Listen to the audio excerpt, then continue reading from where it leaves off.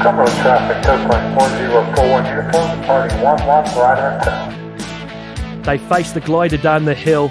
They have a piece of elastic held by two people, one person on each end of the elastic.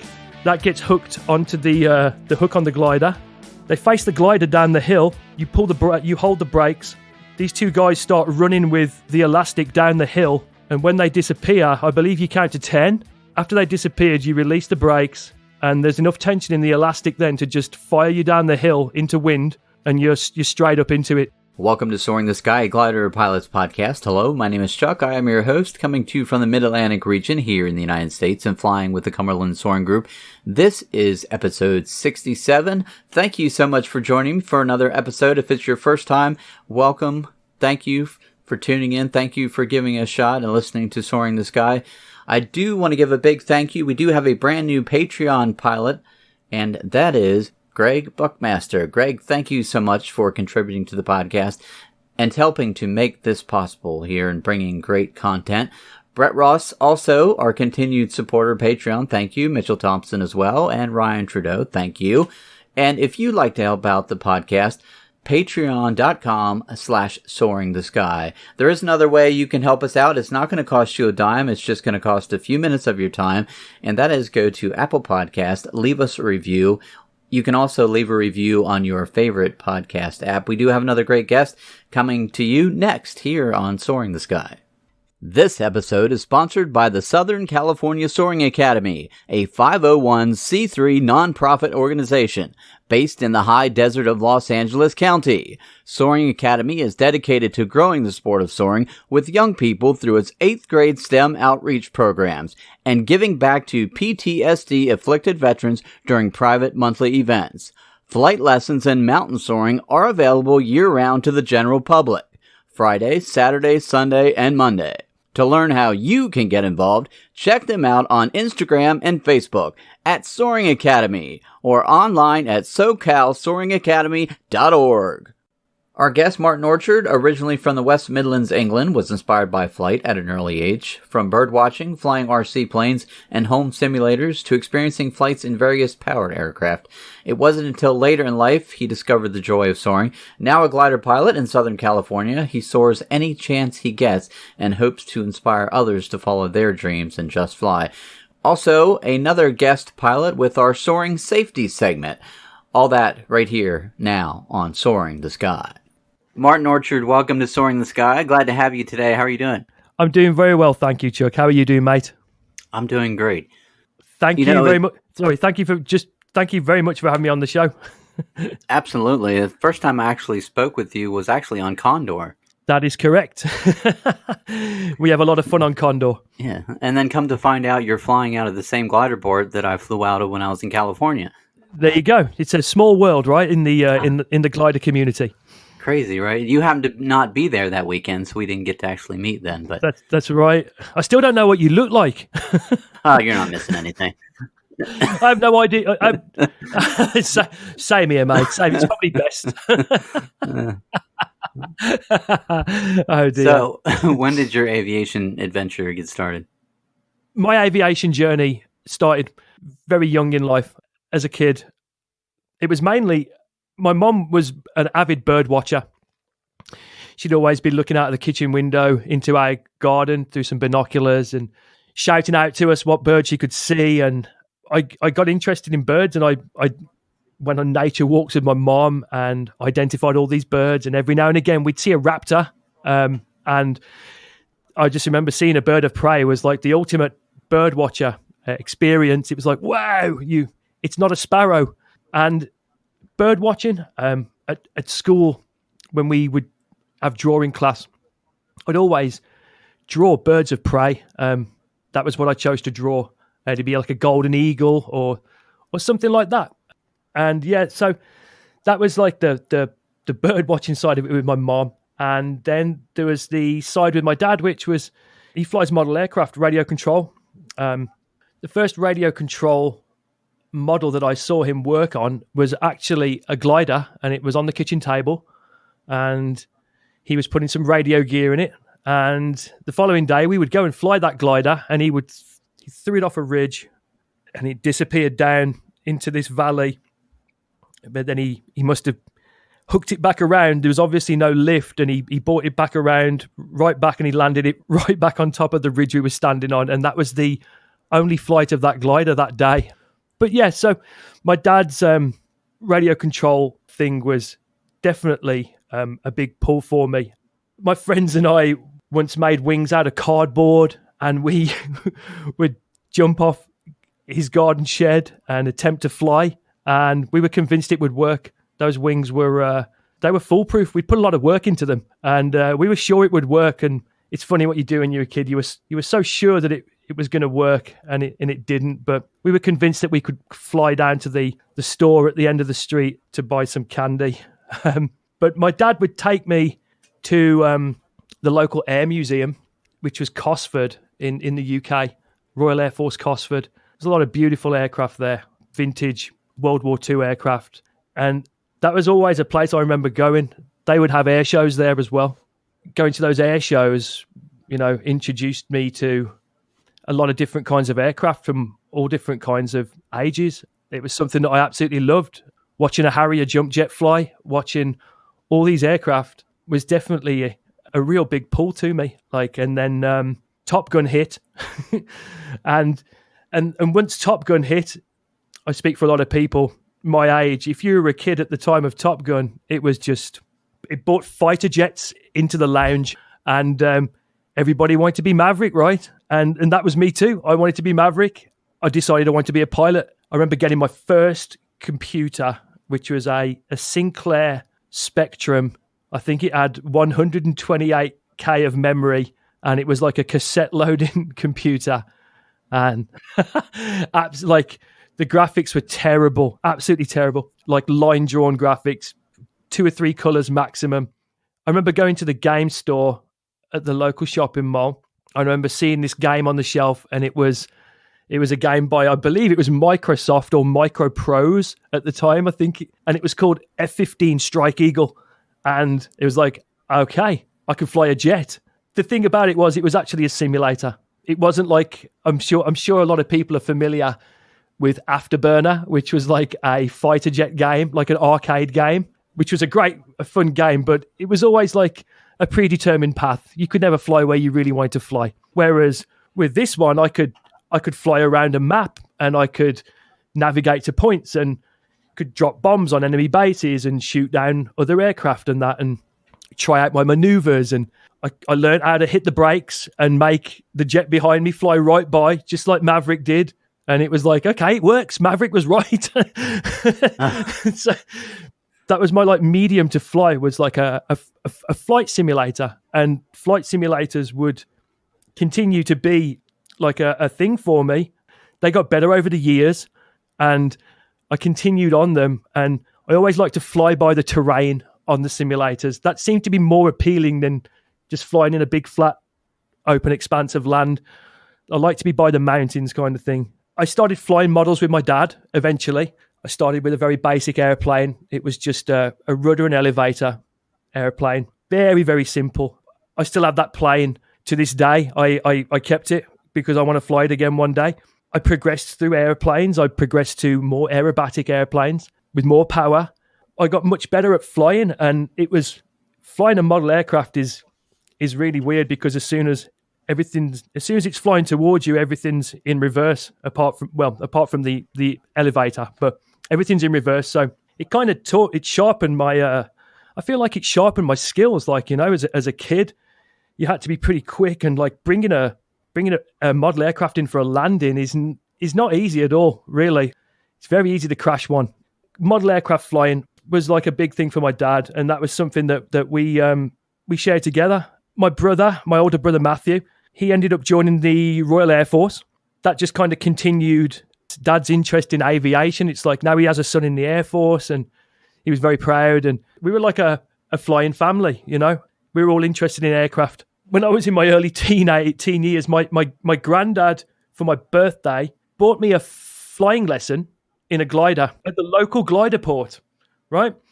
And which is actually called Longmynd. It's a beautiful little place. There's it's a big long ridge that on you'd love it, Chuck, because you're a ridge flyer. You'd love the Longmynd. It's pretty similar to where you fly, actually, but it's a lovely long ridge, and they winch launch out of there. It's also home of the bungee launch, where they face the glider down the hill. They have a piece of elastic held by two people, one person on the end of each end of the elastic. That gets hooked onto the hook on the glider. They face the glider down the hill, and you hold the brakes. These two guys start running with the elastic down the hill, and when they disappear, I believe you count to 10. After they disappeared, you release the brakes, and there's enough tension in the elastic then to just fire you down the hill into wind. Nice. And you're straight up into it. No winch launch needed. I believe it's one of the only places that does it. I believe it's the home of the bungee launch. It's on YouTube. You should check it out. It's really good fun. But my unfortunately, I never made it to that glider lesson. My granddad bought me that lesson. For some reason, I never made it there. I was a teenager for whatever reason, and I can't believe it. I look back now, and I find it really hard to believe that I did that. I would have started soaring a lot sooner, a lot sooner. So there was that. I completely missed that opportunity. When I left high school, or when I was leaving high school, we did something that's called work experience. I'm sure you guys have something very similar in the US, where you go and you decide what field you'd like to work in and go and work at a local business and get some experience on the job. And my dad had got his private pilot's license by this time. He was flying Cessnas at the local airfield, and he got me 2 weeks work with the air mechanic at this one particular company within the airfield. And I got to hang out with this guy, put some overalls on. He'd have me clean aircraft. He'd have me respray aircraft parts and stuff. And it was great to be like hands-on with aircraft in a hangar, taking them apart, you know. That was really good. That was a great experience.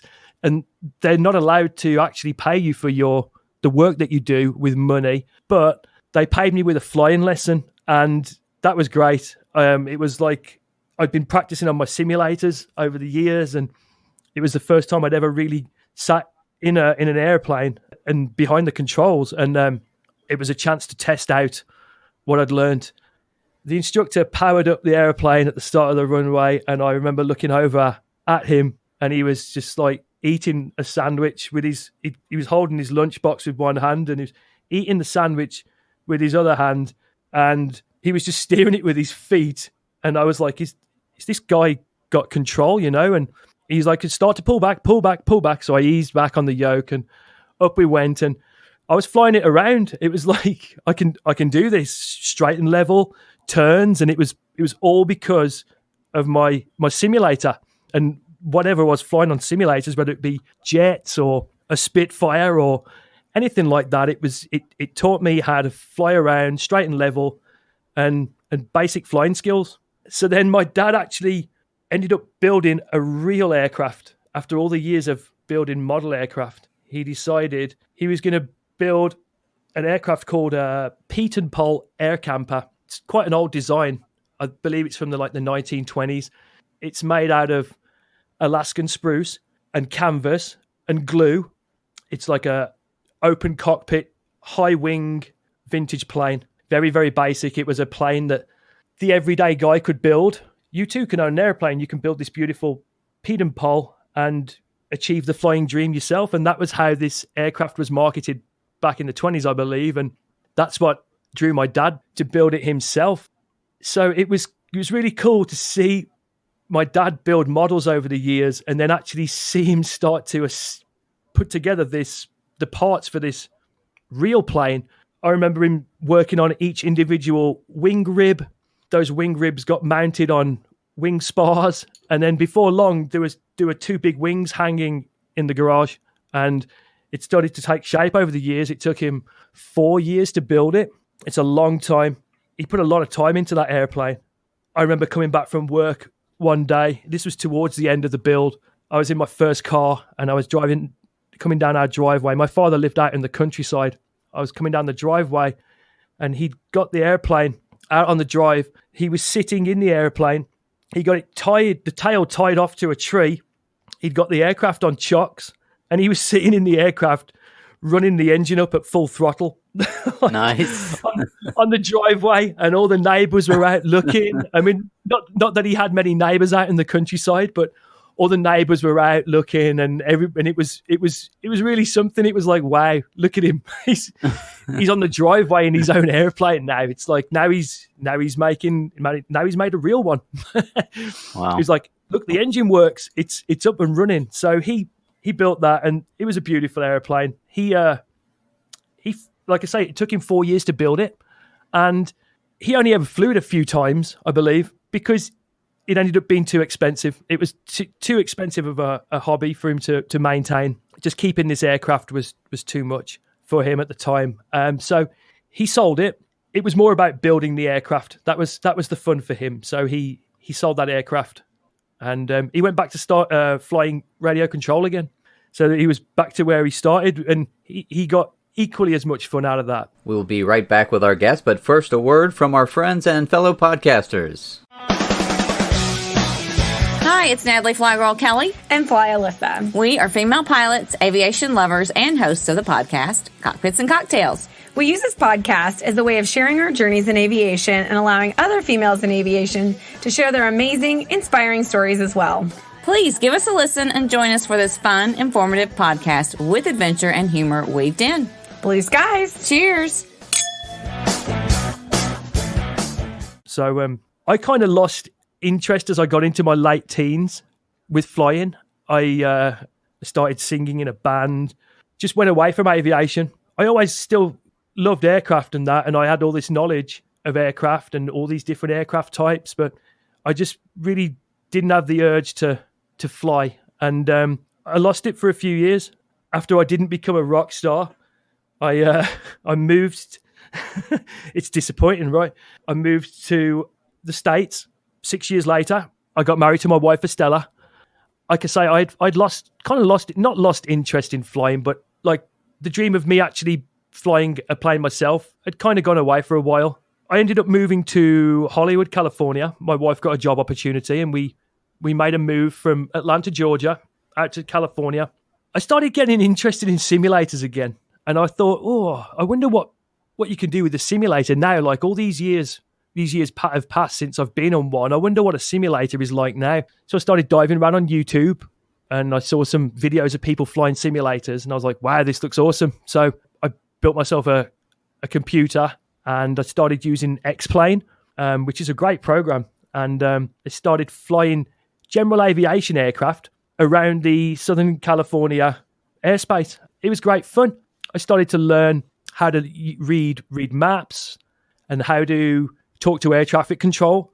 There was a great program that I used at the time. I'm sure it's still going now. It's called Pilot Edge, and they are a virtual air traffic control network for Southern California who behave exactly as they would in real life. So it's a great resource to learn how to fly. I mean, it's as it would be. You fly online with other people, and everybody's flying all kinds of different aircraft. But that was what I was doing, and I was really enjoying that. I'd bought myself like a yoke and some rudder pedals, and flying all kinds of aircraft around Southern California. Over the years, my wife, for as like a birthday surprise, she would buy me a flight in a various kind of aircraft. Over the years, That's been like a little Robinson R22 helicopter, which was crazy little helicopter, just like the smallest little helicopter. Sorry, not an R22, an R44. The 22 is the smallest one. But I flew in one of those. I flew in a Helio seaplane, which is absolutely beautiful. Did some water landings in Long Beach Harbor by some oil tankers off the coast there. That was a really nice experience. Finally, I mean, I was learning to fly on YouTube, as everybody learns everything on YouTube. So I was learning, there's various outlets for instruction on YouTube. There's like flight schools on there and that, and some of them are really good. And I remember I was looking at instructional videos, and the videos that I could watch next were down on the left-hand side of the page, and I could see there was a window there, and it looked like a relatively small instrument cluster with good visibility, and it looked like somebody was on top of a mountain somewhere, and I immediately clicked on it. And that was when I first came in contact with Bruno Vassell. And I saw Bruno running a ridge in his glider, and I could not believe what I was seeing. I'd missed this like my whole life. I didn't realize that what was possible in a glider. And I don't think a lot of people do. I think a lot of people assume that there's no engine in a glider, so you're just going to be coming down really soon, and that's it. And it's pretty uneventful. You're going to go up there and you're just going to come down really quick. Well, I guess I'm kind of ashamed to say that was kind of my belief. And then when I saw Bruno's videos, I couldn't believe what he was doing. So Bruno, thank you very much. You totally inspired me to fly gliders. And I think what you do on YouTube is, if you're listening, what you do on YouTube is a great thing. You're inspiring people all over the world, and more people should do what you do just by putting a simple camera on their glider and posting it for other people to see. But after I saw those videos, I immediately sold my control yoke for the simulator, and I bought a stick. and then I modified my simulator into a position where I'm more lying down, like you would be in a glider. And then I started to fly at the local glider port, which is Crystal in Southern California, just on the north side of the San Gabriels, out in the desert. It's beautiful. And I started learning to fly around there. And then my wife bought me a trial lesson in the glider. I think that was about 4 years ago. I took that one flight. It was a very calm day, snow on the mountains. It was a winter flight. I believe it was early January, and there was no lift. Very calm day, high toe. We did a few wing overs. I just couldn't believe how smooth it was and how peaceful it was. People are so used to flying with an engine involved, and the constant hum of an engine up front. It's something that we experience, like every time you get on a jet, you always know those engines are there, and when they're not, that sensation to me was very, very different to any other kind of flying that I'd done. It really got my attention, and that was it, really. I saw that.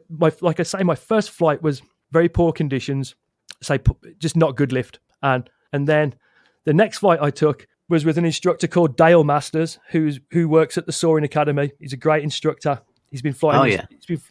You know Dale. He's been flying his whole life.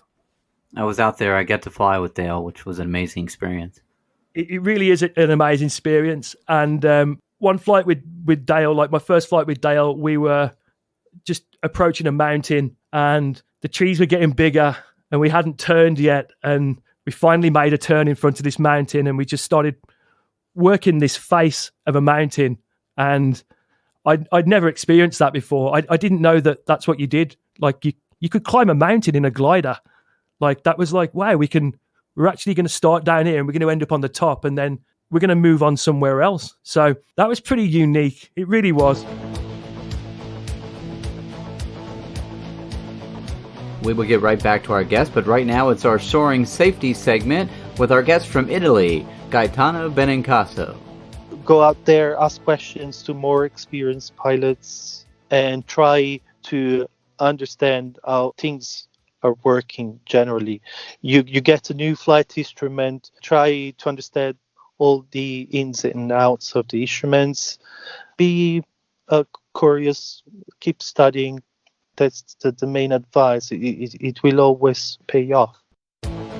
If you'd like to sponsor our Soaring Safety segment, you can get in touch with me at chuck@soaringthesky.com. You know, I met Chris and Judy Bennett, the guys that run the operation at Soaring Academy, and they just seem like really good people and a great group of people. And I thought, I think I want to do this. This is a kind of flying that's way more accessible to me. I realized that, like flying a power aeroplane, you know, you are restricted with a glider, of course. But I think when I looked at it, the way I interpreted it was, I can fly in a Cessna in Los Angeles airspace and stress over radio work, charts, and all this other air traffic. Or I can go out into the mountains and just get dropped off somewhere and look out of the window and just fly, you know what I mean, and use nature. And that to me was more appealing. And it occurred to me that that screenshot out of the glider from Bruno's glider was actually kind of what I was doing when I was a kid on simulators and flying close to the terrain. And that's what I love about soaring. I've only flown at Crystal, but I love flying by the terrain. It really makes you realize what you're actually doing. Like when you get close to a mountain, it definitely does something to you. Like it really does. Like I say, flying out in the open, it doesn't really do much for me. But flying by a mountain, now that's really something. Yeah, I love those ridges. Yeah, it's just great, and the work that you have to put in to climb one, and the reward when you've climbed one. I think that's what soaring is for me. It's work and then a reward. What was one of your most memorable flights? One of my most memorable flights was from early 2019 in March. It was still really cold. It's a beautiful sunny day at Crystal in Southern California, and I took a mountain flight. There was a light wind from the north. All of the mountains were working, and it was just like, it just seemed like the first flight that I'd ever took where I was able to put all the skills together, climb one mountain, move on to the next mountain, and use everything that I'd learned. And the scenery was just so beautiful that day with snow on the mountains. At one point, I remember I was actually thermaling underneath a snow cloud. I could see like the snow hitting the windshield. I couldn't believe it. It just seems like every time you go soaring, there's something happens, and I still can't believe that I do it sometimes. It still seems like a really special thing to do. It's never lost its appeal. I would have to second that. Absolutely amazing. Every flight is incredible. It really is. It is. It doesn't get old. You never know what's going to happen. It's always a new day at soaring. Martin, would you like to give a shout out to anybody? I would indeed. I'd like to give a shout out to everybody at Soaring Academy in Southern California. A great team up there. They taught me to fly, and I'm so happy that I actually made the decision to start doing this. And I don't think I'll ever look back. I'll do it for the rest of my life. So thank you very much to everybody there. Shout out to Bruno. Your videos inspired me, Bruno. So thank you very much for that, and continue the good work. And I'd like to say thank you to my dad for inspiring me. I'd like to say thank you to my brother as well for inspiring me to fly. And also I'd like to say thank you to my wife, Estella, for putting up with me and allowing me to fly and basically accomplish a dream, you know. I'm really grateful to be able to do what I do. I never take it for granted. Absolutely. Martin, I appreciate your time. Thank you so much for being on the podcast. It's been great to hear your story. Thank you very much for having me, Chuck. I really do appreciate you asking me to do this. Absolutely. Thank you for joining us for another great guest here on Soaring the Sky. Always great to hear from you. Some of you have contacted me. Thank you for doing that. Thank you for letting me know you appreciate the podcast, and thank each and every one of you for listening to the podcast and supporting it. If you'd like to contact us on Instagram, Facebook, social media, Michelle will have all that info for you next. A lot of you are out and flying again. Good to see that. Stay safe, stay healthy, and we'll see you next time right here on Soaring the Sky. If you would like to say hi, just drop Chuck a line at chuck@soaringthesky.com. Or you can send us a note on the website, soaringthesky.com. Also, if you're a pilot, we want to hear your story. Just send us an email and Chuck will get in touch with you. We hope you join us next week for another great guest and adventure on Soaring the Sky. Music for the podcast was written and produced by Kim Spangler. Voiceover work was provided by Michelle Perez. Graphic design for the podcast was created by Zachary Fulton.